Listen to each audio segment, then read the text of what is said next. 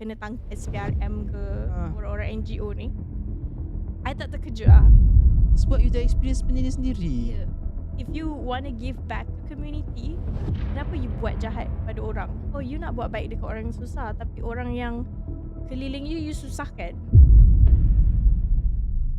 Assalamualaikum and very good evening guys. Together with me lagi bersama saya Syaidi. Hari ni kita ada satu episod yang sangat menarik. Kita ajak someone yang memang terbang ke sana kemari.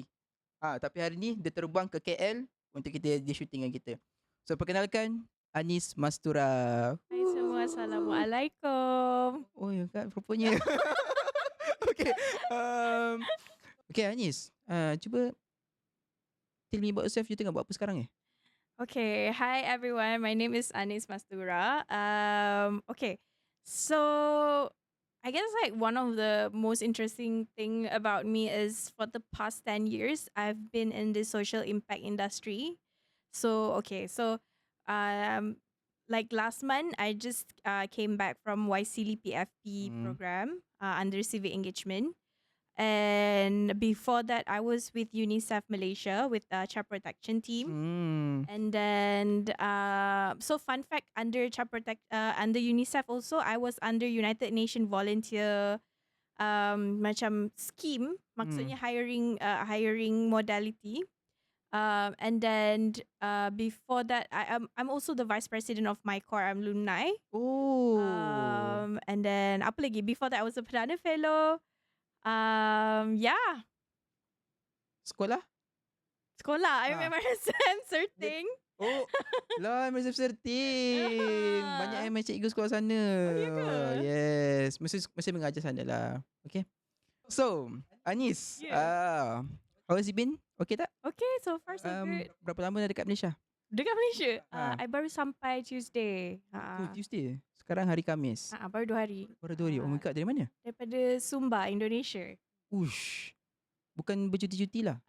Dia macam, I would call it volunteerism lah. Macam I pergi because one of the friend that I met masa I did a fellowship. Okay. She is working with this NGO in Sumba. So I cakap, oh, can I join the activity? So I've been wanting to go to Sumba for a long time. So I fikir macam this is opportunity for me to go to Sumba with the local, which I really like. Sebab kalau I pergi as a tourist and bila I pergi dengan local ni, it's different. And when you go and do volunteerism ni, you live with the villager, local people. Dia memang you punya experience memang lain. So Jom. So contohlah you buat volunteerism, you tak ada pun dapat like hotel or anything. Itu semua, yang this one I bayar sendirilah. Yeah. Okay, tapi you live with the local people. So I live in the hotel. Okay. Tapi she was there macam as my guide lah. She would tell me, oh, you should do this, you shouldn't do this, you should go here. Okay. Macam to a point.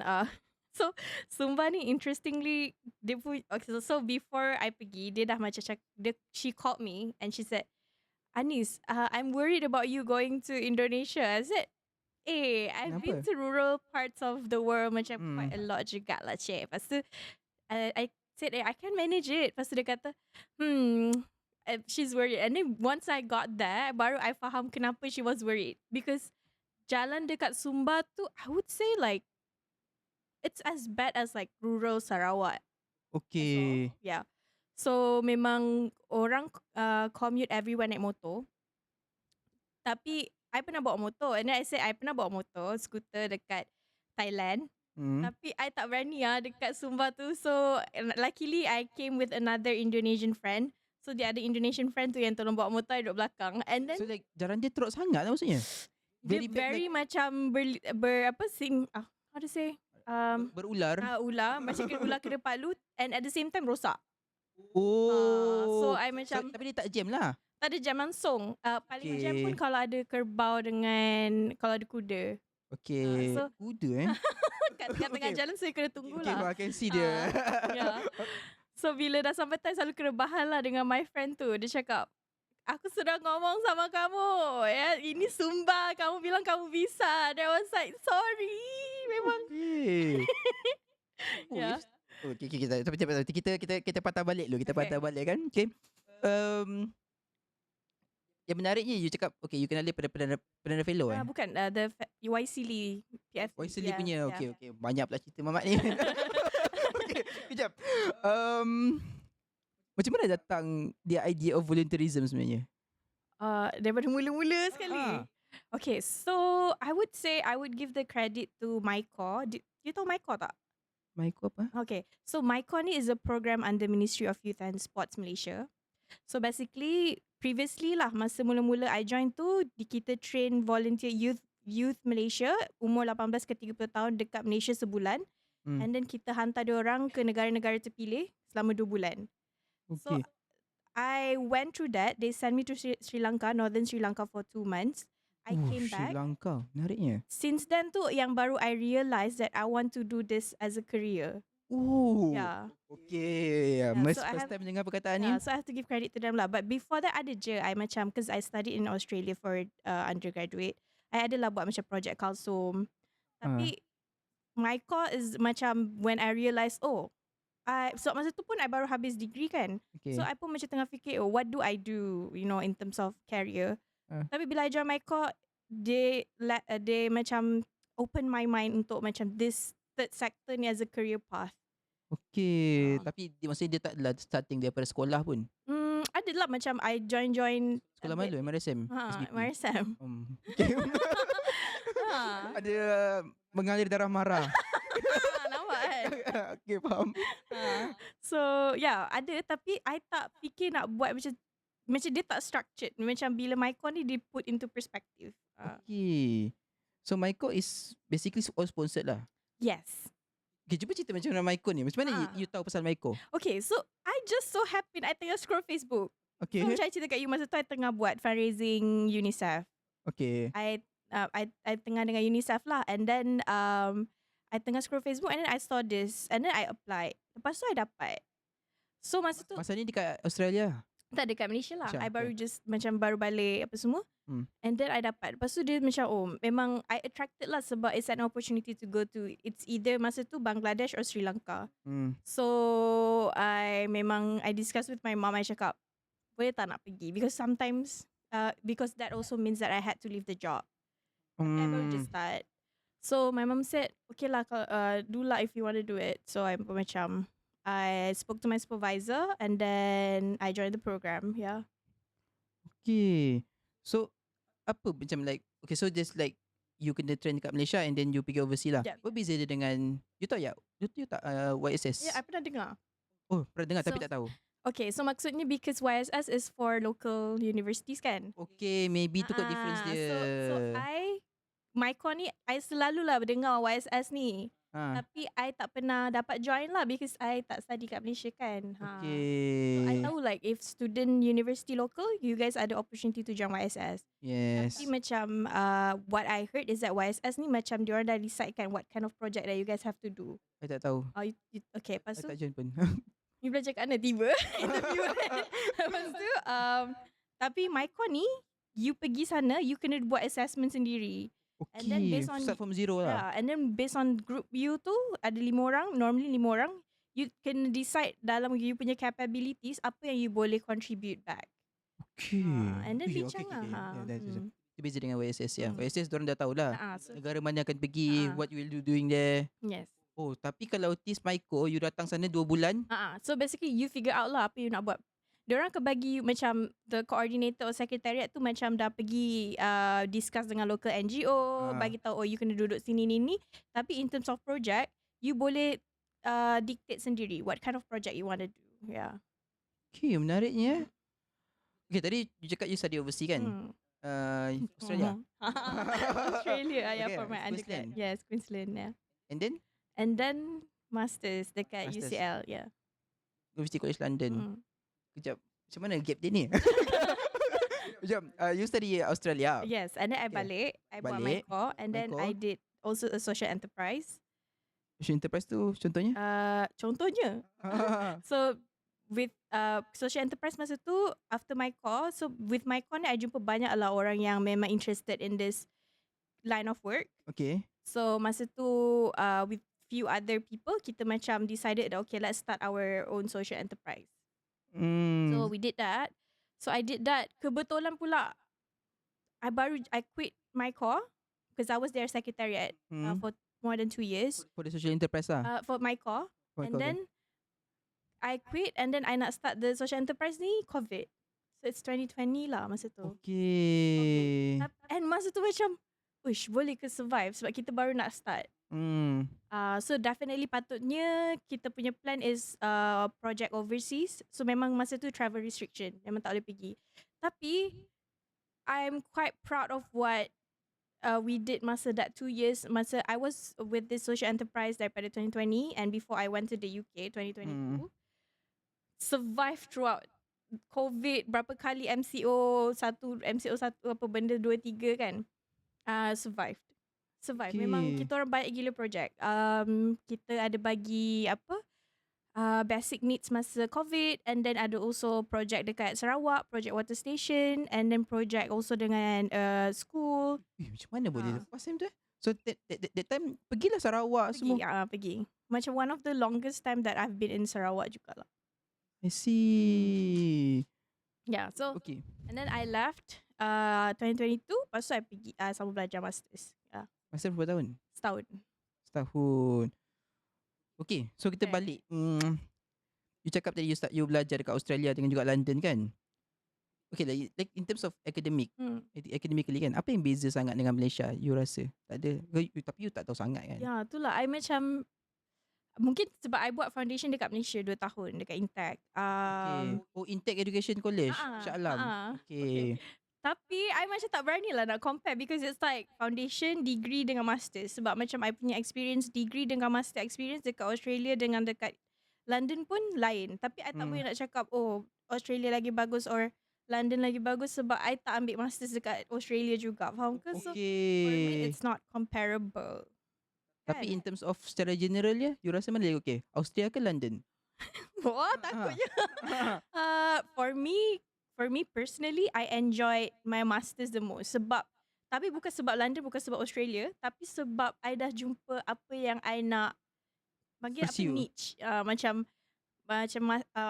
degree kan more like general. Tapi masters ni kita macam, if you want to do masters, you kena tahu memang apa interest you. Yes. So masa tu I dah tahu, I memang nak belajar more about humanitarian. Sebab masa tu I dah kerja, tapi I feel like I nak a more structured knowledge. So that's why I apply for scholarship and then pursue master's degree tu. Okay, so you start that social enterprise lepas you degree lah kan? Yes. Kan, lepas you degree. Tapi masa you sama master, you stop lah that social enterprise. Yes, I quit and I left, yes. So macam mana spark datang buat social enterprise tu? Okay, sebab masa I kerja dengan MyCore for that more than 2 years, kita selalu ada speaker kan, kita buat training 1 month tu for volunteers. Ada speaker and then adalah banyak social enterprise yang datang juga, macam ada Picha Eats, apa lagi, few social enterprises yang datang. And then sebenarnya I tak terfikir, masa tu my focus was I nak sambung master's degree. Tapi these few people datang and cakap, let's start something our own macam tu. So I was like, yeah, okay, let's go. Okay. Dia macam macam tu je. Dia macam, tapi I'm quite proud lah because masa tu I was like very young. Masa tu baru 25. Okay. Yeah. Maksudnya lepas tu, people just come to you and just, okay, let's start this. Yeah. Okay, macam tu je lah. So I pun macam, okay, let's go. Yeah, let's do it. Yeah. So, aku nak tanya apa tadi you so it's just that, okay, I think kan I pun pernah buat volunteerism tau. Tapi macam mana nak cakap the only dopamine yang you get bila buat volunteerism ni kan, because you know like volunteerism ni you're actually what you say that spend your own money, your own energy, but for other people. Okay. Adakah what's the only thing yang buat you keep going in this volunteerism? Okay, disclaimernya di sini adalah contohnya macam I think half of the things that I did in this line of work sebenarnya paid for. Maksudnya macam my core tu fully supported by government. Yeah, macam I think only half of the time yang I kena keluarkan duit daripada poket sendiri. Okay. So why I keep doing it is because I pun tak tahu. Sebab dia rasa macam, okay, macam recently now the project that I'm working on is Aceh post disaster tau. Okay, post disaster, okay. ada this one NGO from Indonesia came for a meeting. Masa tu I baru balik pada United States for the Okay. fellowship. And I was like, okay, let's jumpa. Lepas tu, padahal last year masa I did Project Flores, and it was so hard to gain crowdfunding and then fundraising because of the sentiment masa tu. Apa ni, the war in Gaza is happening. Satu. And then second, banyak orang-orang NGO ni yang tertangkap sebab penyelewengan duit. Okay. So I felt like that kind of like contribute betapa susahnya kita orang nak raise fund, walaupun I dah panggil Aisyah Retno untuk konsert amal.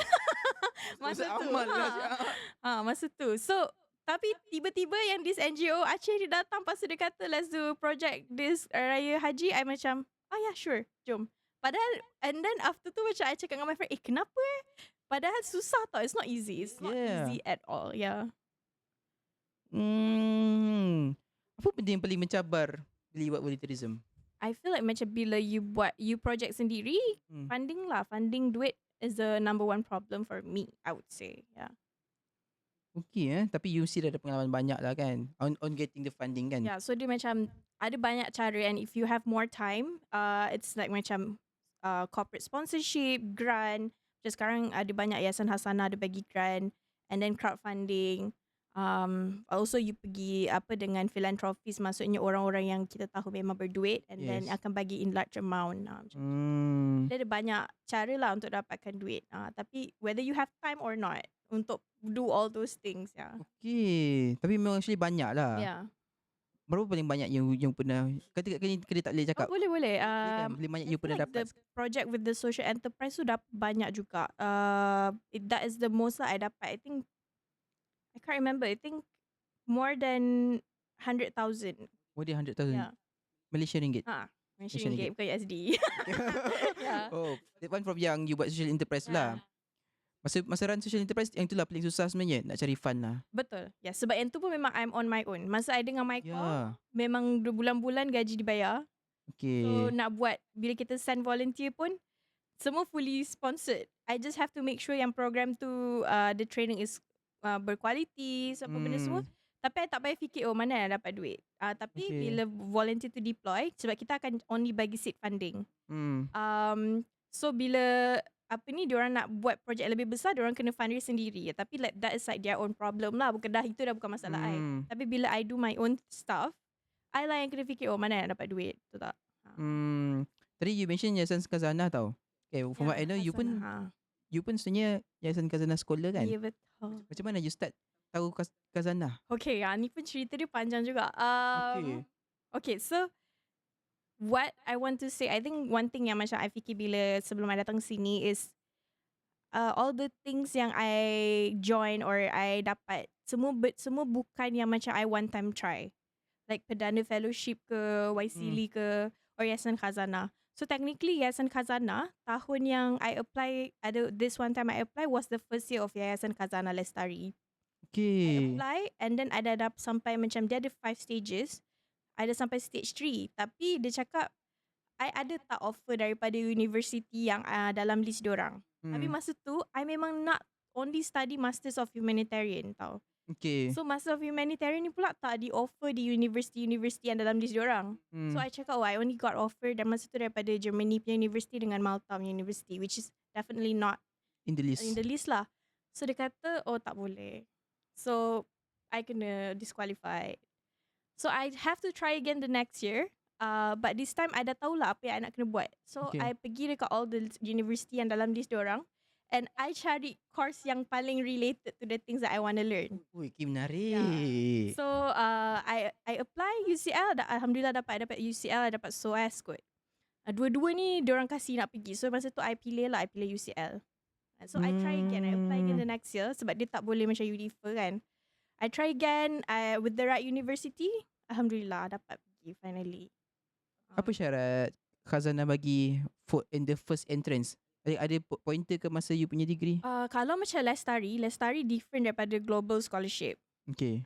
Lestari ni is more macam for people yang macam dalam community development, arts, environment, education kot. Tak silap, ada 4 pillars lah.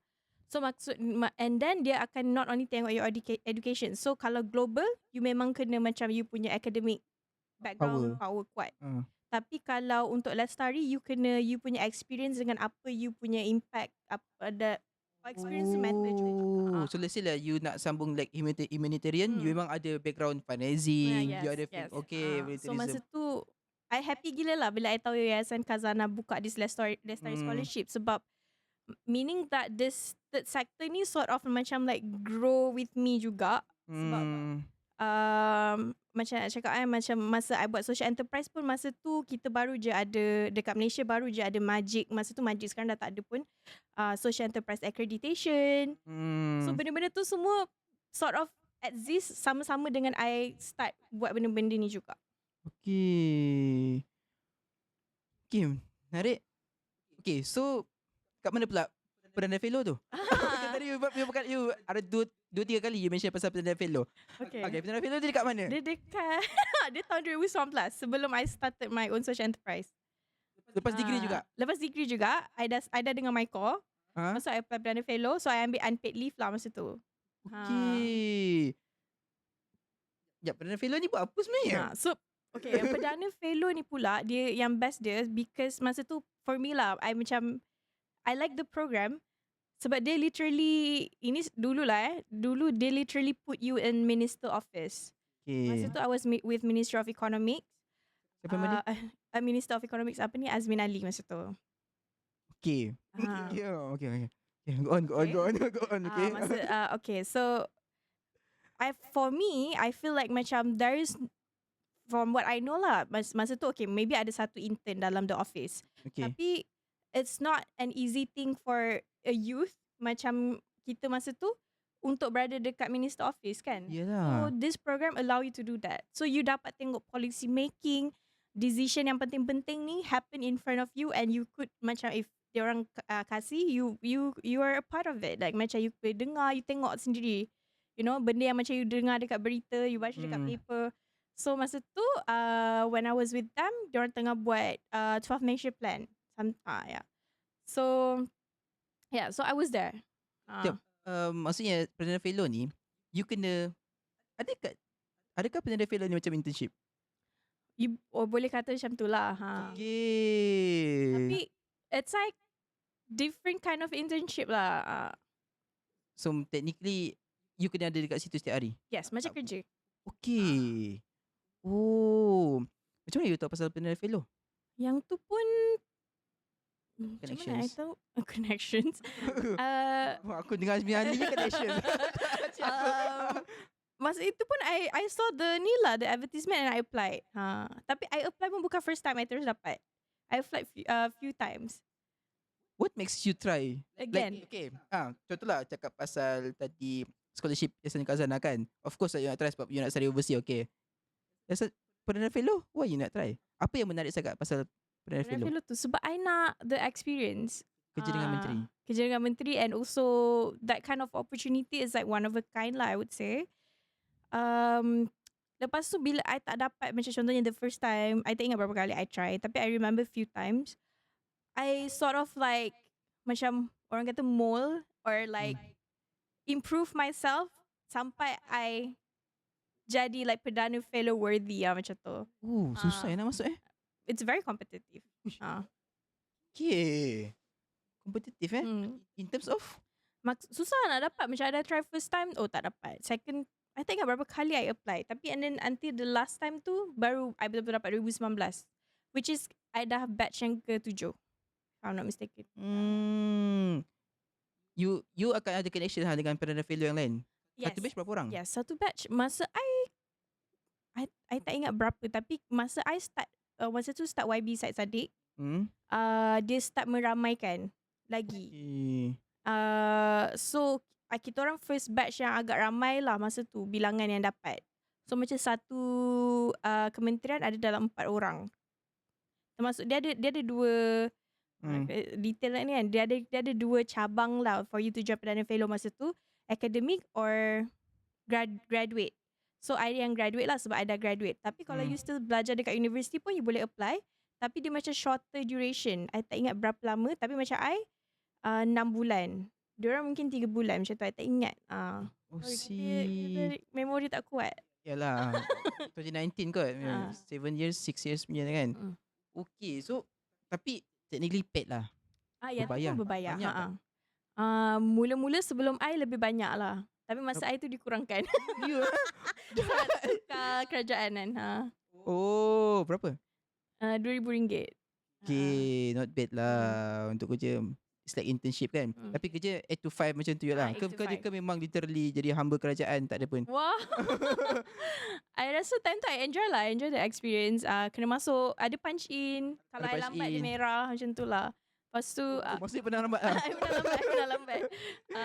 Ada punch in macam biasa. Lepas tu the reason why masa tu I realise that is not, masa tu I came back to my core because masa tu I tak ready tau. Rupanya bila you nak bekerja dengan menteri ni, you literally have to drop everything.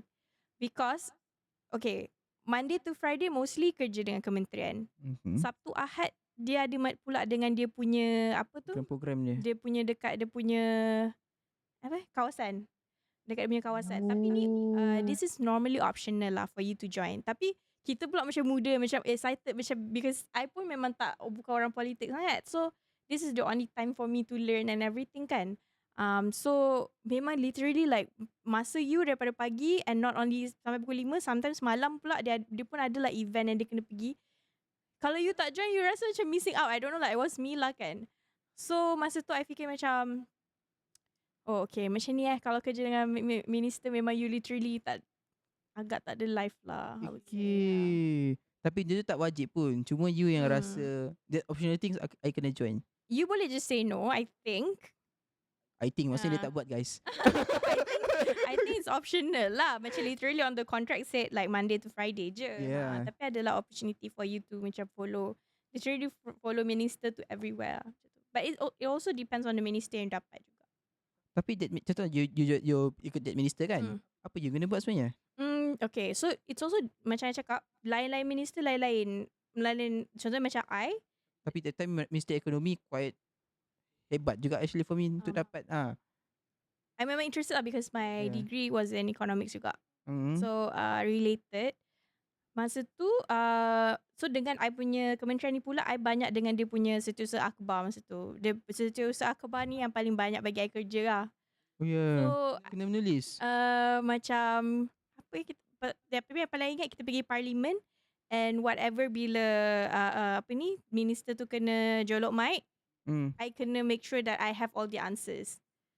So I record and then I do the transcription lah. Apa jawapan dia, apa soalan dia dengan apa jawapan dia. Okay, so you basically buat transcription untuk what that minister say? What he said, not what he will say lah. Maksudnya apa yang dia jawab. So just in case if like ada isu ke apa, kita actually minister tu jawab macam ni, bukan okay.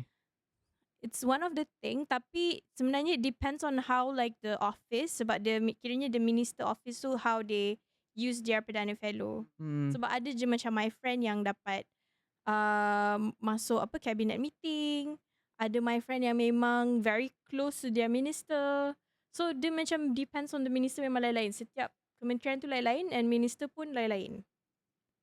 Okay. Okay. But of course lah, okay. Before this, kita ajak seorang Perdana Fellow juga kan. Tapi I think you punya batch, dia batch I think 2022, 2021 macam tu lah. Dia my senior sebab tu I kenal dia. Tapi when I say Perdana Fellow, dia macam too much story behind.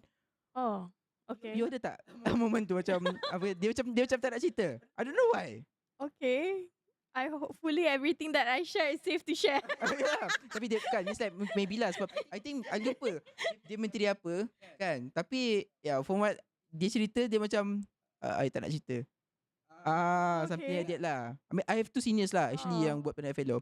The one is the other one yang my seniors, dia okay cerita. Tapi dia cerita like you punya detail lah. I just tahu dia buat dengan Ministry of Health, something like that. Tapi yang the other one, ministry apa pun dia tak nak cerita. Okay. Okay macam I tak adalah trauma sedemikian, tak adalah. I okay je. I feel like I have a very positive perception lah towards the program.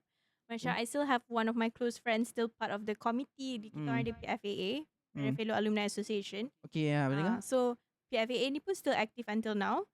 Diorang banyak events, and one of my friend, dia pun part of the committee. So macam whenever I can, I will try to support her juga. Perdana fellow ni berapa limit age dia? Masa you 30 I rasa. Sebab sekarang ni Okay. my core pun 30. Dia memang 30 lah. So basically kan kita dah turunkan umur belia kepada 30 kan. So memang banyak. Before this 35 right? I think before this was 40. Oh 40 Oh. Tapi my core memang 30 tahun. Macam menarik lah. Macam nak try sekali lah buat perdana fellow ni. Try. Ambil unpaid leave or anything kan. Apa benda yang paling best you belajar pasal perdana fellow? I guess macam that was like my first really macam full time, sebab dengan my core pun kiranya under Ministry of Youth and Sports. KBS. Tapi I base dekat International Youth Centre dekat Ceras. Yang tu kira memang I full time dekat dalam government office. So macam literally macam ambil punch card kena pergi dekat bahagian ada bahagian macam HR diorang. And then bila kita pergi ada event kita dengan KK Corporate Comms. So I guess like macam memang full, I would say like civil servant experience. The first yang I dapat, yeah. Okay, so you belajar pasal jadi okay, what skill yang paling best lah you rasa you belajar masa perdana fellow? Because for me lah kan, yelah you belajar direct dengan menteri. So it should be every menteri should have something yang memang exceptional. Dorang mesti put aside dorang punya politics lah.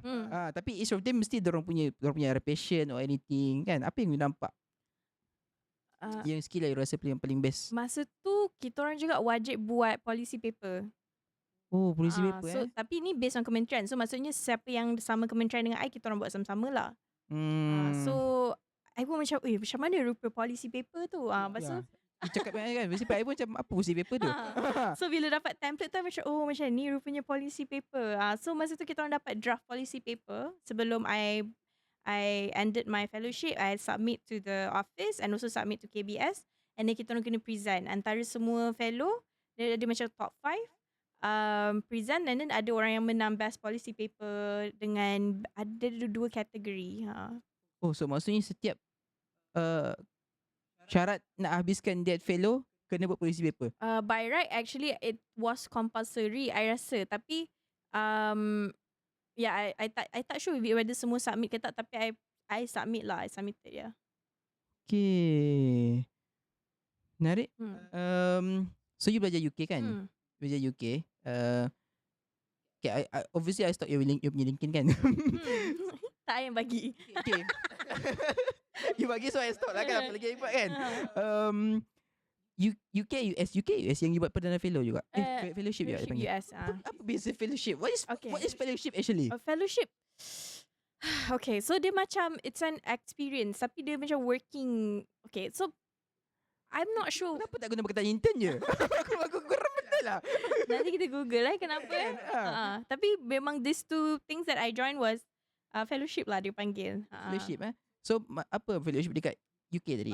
US, YSEALI. YSEALI ni pula kita apply under US Embassy dekat Malaysia. Tapi it's actually under US State Department dekat United States.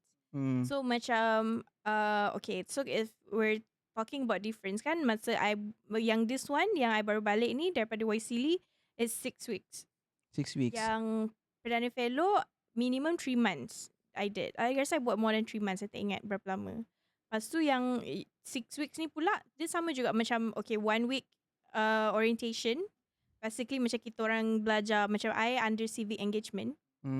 So belajar everything about macam non-profit, social impact sector dekat situ. And then diorang hantar kita pergi placement for 4 weeks, 1 bulan. I was placed dekat Mizula Public Library. Bermula I macam, kenapa library? Apa yang nak buat kat library ni? Tapi rupanya diorang punya library, first kalau you tengok building dia, you akan rasa macam, best gila. You rasa macam nak datang hari-hari. Oh yeah. Nanti you Google lah. Tapi basically dia punya infrastructure pun sangat wow. And then rupanya dekat dalam library dia tu ada library social worker. So diorang ada department, social service department dalam library tu. Okay. So I sort of like shadow dia punya social worker ni. And berapa lama? 4 minggu. 4 minggu. And dia pula seorang yang sangat cool. So masa problem dekat Mizula masa tu banyak homeless.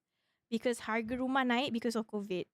Harga Hmm. rumah naik because of COVID, because people from like for example DC ke New York ke yang ada remote work, diorang because of COVID kan kena duduk rumah, diorang Hmm. semua balik pada dekat kampung and also cari kawasan, because Missoula ni dia banyak mountain areas, so you boleh pergi hiking, banyak apa ni lah, nature.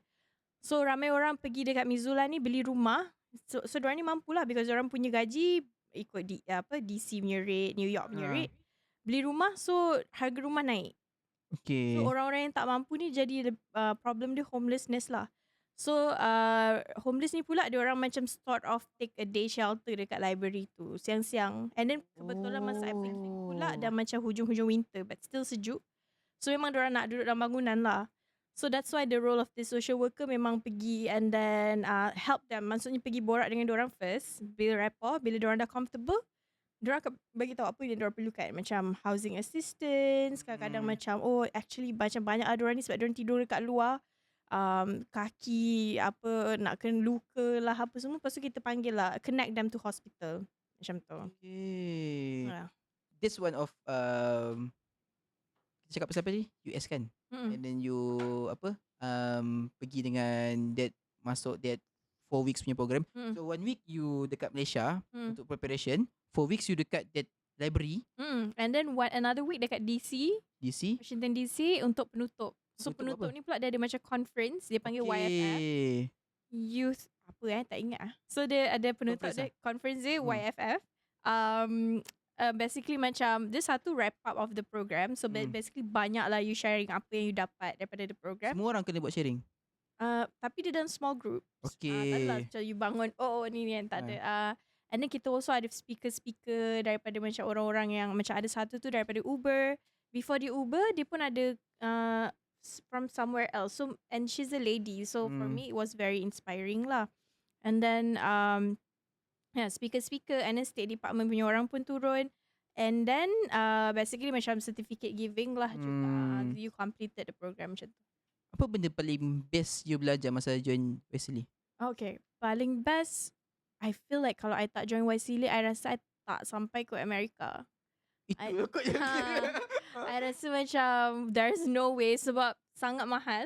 Yeah. And then I dapat pergi and bekerja and mingle with the community. Memang benda tu I paling suka. Kalau you pergi sebagai traveller, you pergi as a tourist, dia lain. Different, I understand. Sangat lain. Yang ni macam you mingle. I duduk dengan host family. Host family. Oh, maksudnya ada orang ambil you. So host family I pula this lady umur 80 tahun. Oh my god, bestnya. Yeah, but she's very fit. She was a psychiatrist. And then also like related lah dengan dia pun used to teach in the university pasal youth development juga. Okay, so dia lecturer lah. Yeah, she was a lecturer juga. So tapi 80 years old. Tapi dia pergi hiking, bukan hiking lah, trekking dengan I lagi. And then every day dia ada tolong kita orang hantar or ambil I balik kerja kalau dia free. My god. So memang dia datang bagi minyak yang penuh. Yes, memang best. Itu dia volunteer lah. Dia volunteer. Okay. Dia volunteer. Memang best gila. Budaya volunteerism ni memang satu budaya yang biasa dekat US. Sangat. Okay, so that is one of the thing that I learned. Macam dekat library kita orang ni, ada satu hari ni dia panggil PCC, Project Community Connect. Dia tukarkan library tu jadi one stop center untuk macam all these people in need boleh datang untuk dapatkan all the services. Macam nak dapatkan birth certificate, ada the agency datang, and then also housing assistance, tax assistance, to macam dapat free haircut, and also ada canned food. So people boleh datang ambil je berapa banyak as you need. So dekat sini, lepas tu kita adalah volunteer. So I was with the library, so I adalah dekat situ the whole day. Volunteer mostly bukan budak-budak. I would say half of them semua macam orang-orang yang older than me. So diorang memang nak do something for their community. Yeah. So that's how I know, okay. So memang it's part of their life. Tak sama dengan Malaysia kan? Kurang. Kurang lah. Okay. You rasa what makes orang US lagi suka bagi volunteerism berbanding dengan Malaysia? Okay, kita nak kena, in my opinion lah kan juga. Orang Malaysia ni juga kita tak sesenang diorang. Kalau I bercakap pasal orang KL lah kan, sebab I orang KL.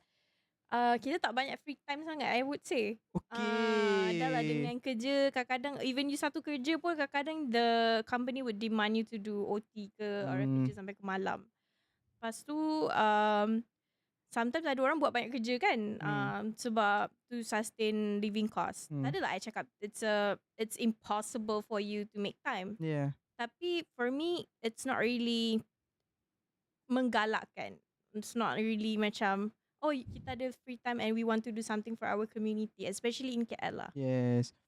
So nak kata sebenarnya berbalik kepada work life balance.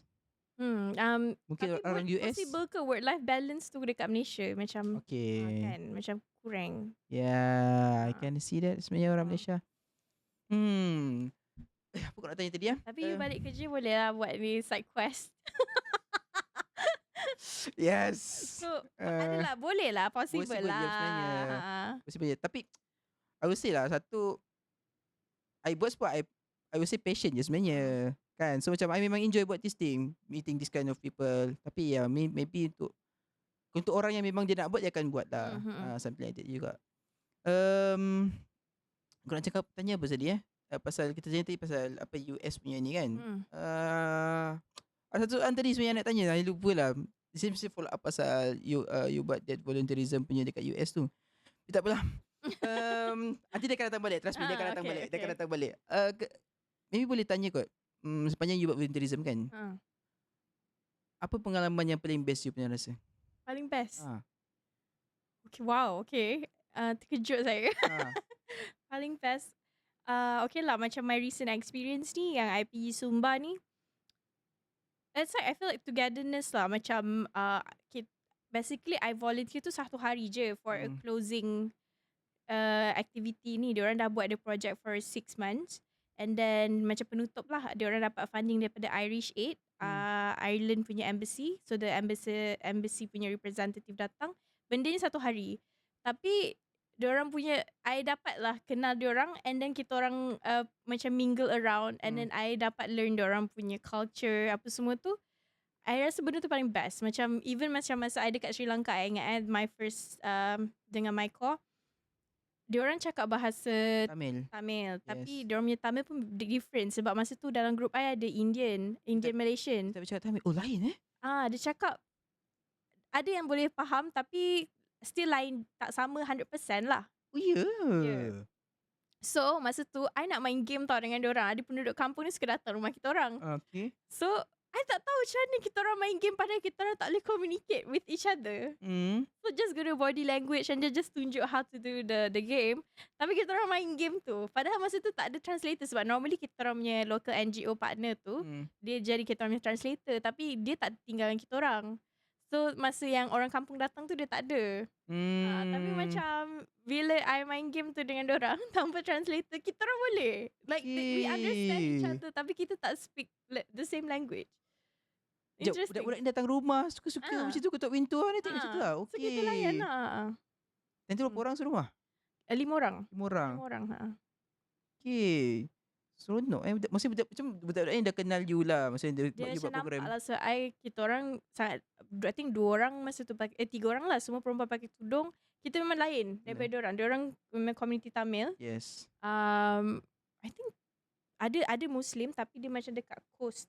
I know Tamil Nadu is 10% Muslim. Kan? Wow. Yes. Fun fact, I pernah pergi India, I pernah pergi juga. Tapi there's another story yang panjang lagi tapi tak apa. Okay. So bila dia tengok kita tu, dia tahu lah kita orang luar.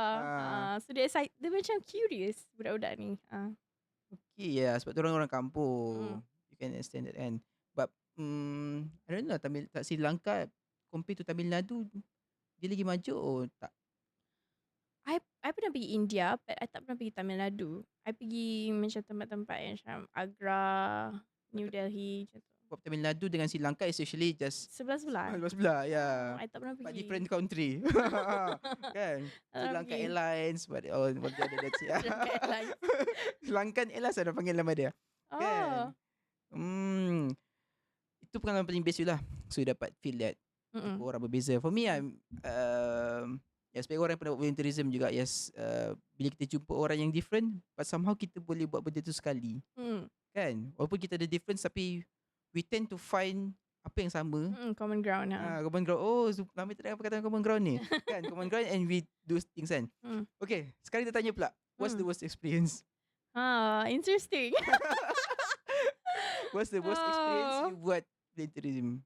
Okay, so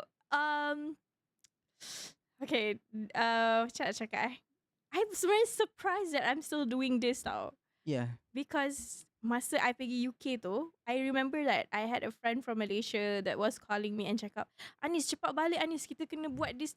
Aku dah tahu nanti, aku dah boleh nampak kita buat macam this lah, orang NGO ke social enterprise ke apa. And then I was like, babe, aku dah tak nak buat lah babe. Yeah? I macam serik lah. I said if I'm doing it pun, I akan jadi macam supporter or follower je masa tu. Sebab burn out kerja management or what? Okay, so because something happened to me lah masa I buat I punya social enterprise tu. Okay, so cerita dia, okay, long story short, when I left the organisation, I dah buat like handover note. So I said that, okay, so because the company was registered under me, my name seorang, and then enterprise lah. So I transfer the name sebab I macam okay, I'm letting this go. I transferred the name, tapi I almost 3 years with them.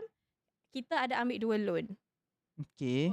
To sustain the company. Lepas tu I dah cakap okay, they make sure you pay this. And then I had a 3 months gap kan, macam I left the company in June and then I pergi September. Masa tu I dah check account bank, negatif sebab the account bank pun still nama I. Okay. Lepas tu I tengok ada macam contohnya macam broadband ke apa macam tu tak dibayar. Tak macam the instruction that I gave lah. Because before that when I was with them, memang I yang uruskan all this like recurring payment. Macam kena bayar loan every month, even bayar gaji staff apa semua. Tak dibayar. And then I tengok account dah negatif. Tapi time tu dah handover lah. Dah handover. So nama dah tukar? Belum lagi? Nama dah tukar. Okay, nama tukar. Okay. So I was worried. I macam macam mana ni sebab loan tu nama I. Okay. Lepas tu I macam nama company tapi I was the signatories. Yeah. Lepas tu I macam okay, ada baru masuk tau ada 2 loan kan I cakap kan. Satu loan tu baru masuk tau duit before I left the company. How much? RM10,000. Okay. Lepas tu my friend dah cakap macam ni tau. Dia cakap because okay, satu loan, satu lagi I also dapat macam corporate sponsorship from a bank. Masuk dalam lebih more than RM15,000 lah if I'm remembering it right. My friend kata, babe, apa kata kau ambil je duit tu, kau bayar je loan ni.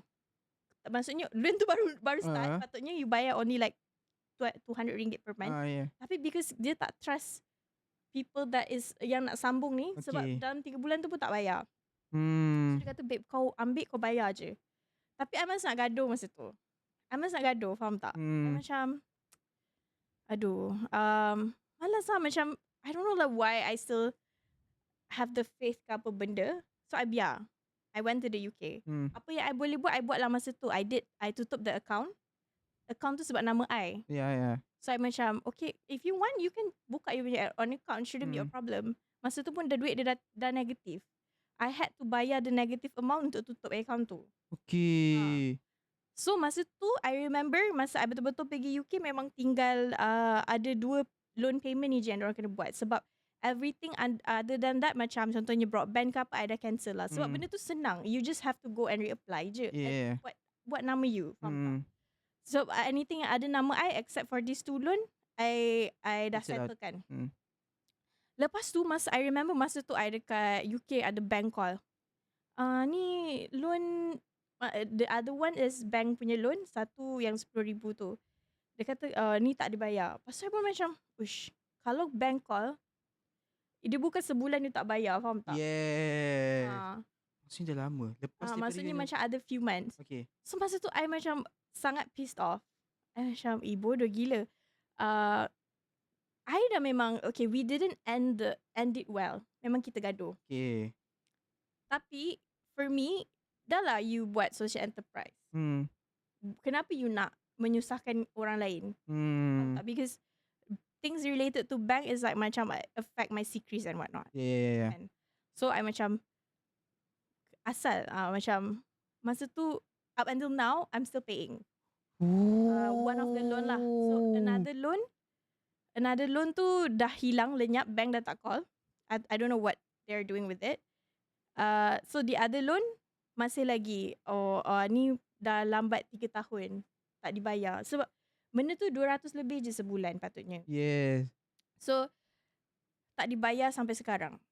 I tak adalah bayar terus because dalam hati I ada sedikit rasa macam this is actually not because duit tu bukan je I yang dapat. Yeah. In the first place, that duit is for It's your for the company. company. Yes. So I macam, so that's why I macam tunggu juga ni mungkin diorang ada masalah financial ke apa, mungkin dia lambat tak dibayar sampai sekarang. So sampai sekarang if I have extra money, I memang settlekan lah sebab benda tu memang under nama I. Okay. Kalau I buat I buka memang perik mesti tu ada benda balance. ni. Yes. So okay, so bila I dengar kan contohnya macam kena tangkap SPRM ke orang-orang NGO ni, I tak terkejut lah. Tapi at the same time, Sebab you dah experience benda ni sendiri. yeah, like tapi kita terkejut tau. Macam logically, if you want to give back to community, kenapa you buat jahat pada orang? Faham tak? For me macam dia macam tak sync tau benda tu. Macam, Yes. oh you nak buat baik dekat orang yang susah, tapi orang yang keliling you susahkan. Doesn't serve the purpose. Macam pelik lah. For me macam sepatutnya lagi satu, like if like you wanna like you know have tak nak berurusan antara satu sama lain lagi, kenapa dipanjang-panjangkan benda ni? Yes. Patutnya kita just settle je everything. Dan benda ni dah berapa tahun dah. Berapa tahun since 2022. So benda tu sangat okay. So macam tadi I cakap lah, bila macam kena tangkap SPRM ke apa tu. Tapi for me being here like sharing this in this podcast also to tell people that ada je orang yang actually buat benda ni dengan tulus lah, which I wouldn't want implying me lah kan. Maksudnya macam sedih juga macam bila last year I was trying to raise fund and it was very hard. I don't mind lah if people actually contributing to Gaza. Tapi kalau macam orang tak contribute because dia orang rasa macam tak percaya NGO ni, I sedih gak lah. Yes. So for me, if possible, if you can still support lah. Tapi yang orang yang memang you Trust. dah buat due diligence lah. Maksudnya macam memang ditunjuk lah kerja yang dia buat tu apa semua kan. Which is memang I always make sure macam this is the amount that you give, this is the work that we deliver. Memang I tunjuk lah, semua memang reporting dekat social media apa semua. So I just want to say that memang ada orang macam tu. Memang I pun terkejut. I rasa macam tak percaya. Plus the amount bukan banyak sangat pun kan. Betul. 200 sebulan. Itu pun nak curi. Bukan curi lah. Ada dia buat apa kan. You tak sadilah dia buat apa. I sebenarnya malas nak ambil tahu. Yes. I malas nak ambil tahu sebab benda tu macam pengalaman yang agak perik lah. Yeah, I can say that. Dia macam you just settle what you can settle lah kan. So the advice that I got from few close friends is that I had to take care of this supaya benda ni tak weigh on me dah. So macam just let it go like tapi it's really macam benda yang macam terkejut lah for me that people can do that to you. You tak ada kawan ke dalam tu yang macam you still in good terms? Tak ada? It's a very small team. Okay. So yeah, they faham the things happen.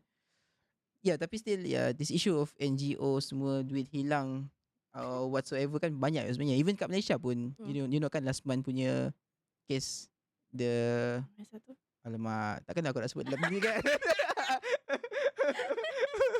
The Maifs. Oh, okay. Kan, Maifs and also Ikram and so that kan. Okay, kan.